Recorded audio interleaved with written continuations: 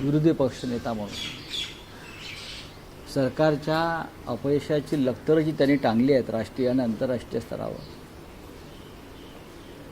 त्याच्यामुळे नरेंद्र मोदी यांना त्यांच्या कॅबिनेटमध्ये मोठे रिशफल करावे लागतात.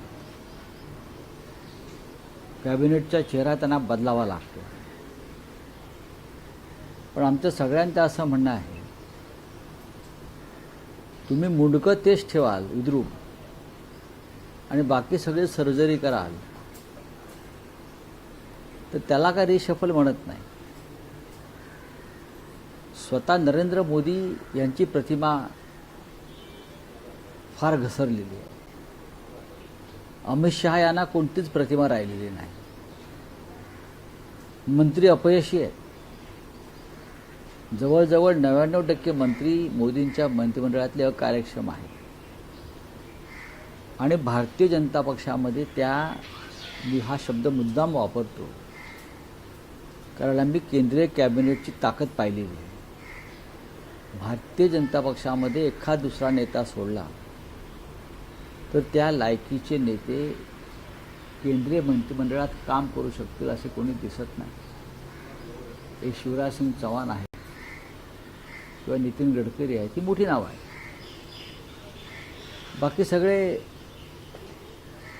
रामभरोसे चाललेले आहे आणि त्याचा परिणाम देशाच्या विकासाच्या गतीवर आणि कार्यक्षमतेवर होतो. मोदींची प्रकृती बरी नाही असं माझं म्हणणं आहे. त्यामुळे मोदींना फार काम झेपत नाही. अमित शहा यांची प्रतिमा इतकी डागाळलेली आहे की ते गृहखातं चालवत नसून एखाद्या गुंडाप्रमाणे टोळी चालवतात वर्दीतल्या लोकांची, असं त्यांच्याविषयी उघडपणे बोललं जात आहे.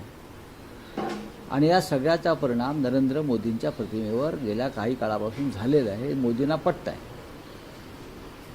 या रिशफलमध्ये जोपर्यंत अमित शहाना बाजूला केलं जात नाही तोपर्यंत कोणत्या रिशफलला आता अर्थ उरलेला नाही.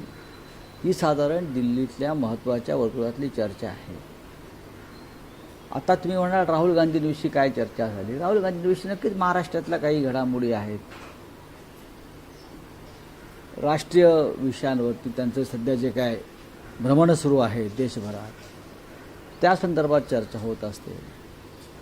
आणि राहुल गांधींचं नेतृत्व आता मोदींना मागे टाकून खूप पुढे गेलेलं आहे. मोदी सत्तेवर आहेत म्हणून या क्षणी नेते आहेत.